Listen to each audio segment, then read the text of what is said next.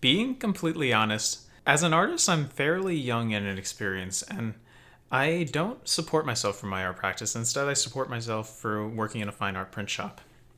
And the reason I point this out is today I want to talk about the business side of art.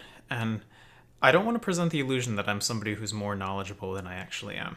Fortunately for me, because of my job as a fine art printer, I've had the opportunity to work beside people who've been working in this industry for decades, and I've had the opportunity to learn a lot from them. So I want to talk a little bit about the things that I've learned from them and I think are really valuable to share. So in this video, I'm going to talk about some of the important things I've been doing outside the studio in addition to what's been happening inside the studio. So I hope you enjoy. Chew.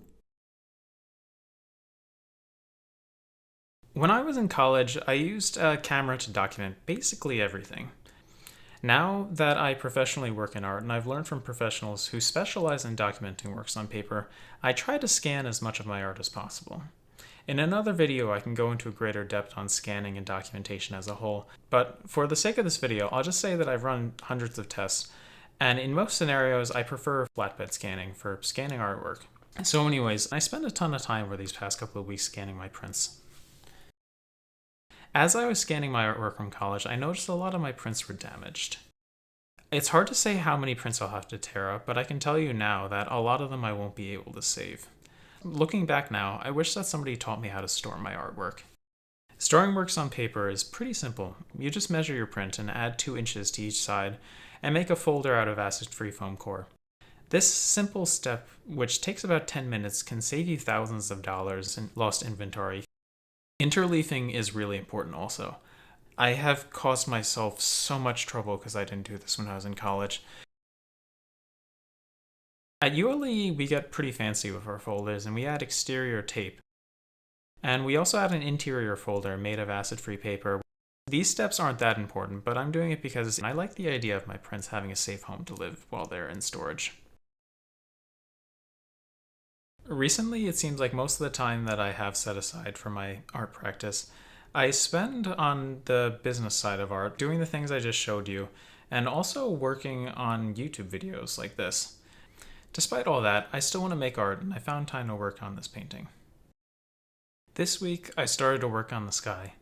Normally, I would have a better idea of what I wanted to do, and I can get a lot further in the first pass when working on the sky, but I was kind of burnt out from all of the hours I spent doing art business stuff over the past couple of weeks, and I was more interested in feeling this painting out than thinking about it.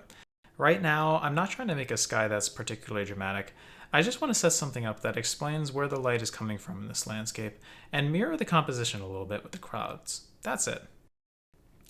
There's a particular light in winter that I like a lot, which has a very cold yellow hue to it. The other weekend I had a long train ride where I was admiring this light reflecting off the bark of trees, so I think I have a pretty good idea of how I want it to feel. I find that certain colors evoke feelings when I see them, and I have a lot easier time remembering how those colors are supposed to feel than actually remembering the specific colors. So sometimes this works, other times it creates a complete mess. So we'll see what happens with this paintings. Right now it seems like things are moving more towards the complete messy side of things, but I generally find that paintings I make that usually start out as a complete mess are more interesting in the end than the ones that just kind of click all the way through. So I actually have some optimism for this painting right now.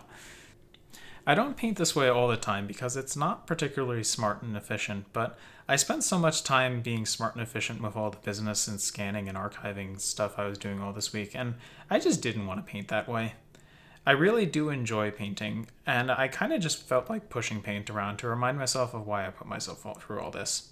I had fun, and I'm kind of glad I was unproductive, and when I started to get tired of painting, I just stopped. So that's how far the painting got this couple of weeks. Thank you very much for watching. In this video, I diverge pretty far from the video I usually make, which is more narrative and deals with the more thematic things in art. So I'm curious to hear what people think about the more behind-the-scenes look of an art practice and if they want to see more of this kind of video. Honestly, if you're more interested in the type of video I've made in the past, let me know in the comments. And finally, as always, if you haven't already subscribed to my channel, please do. It would really help me out.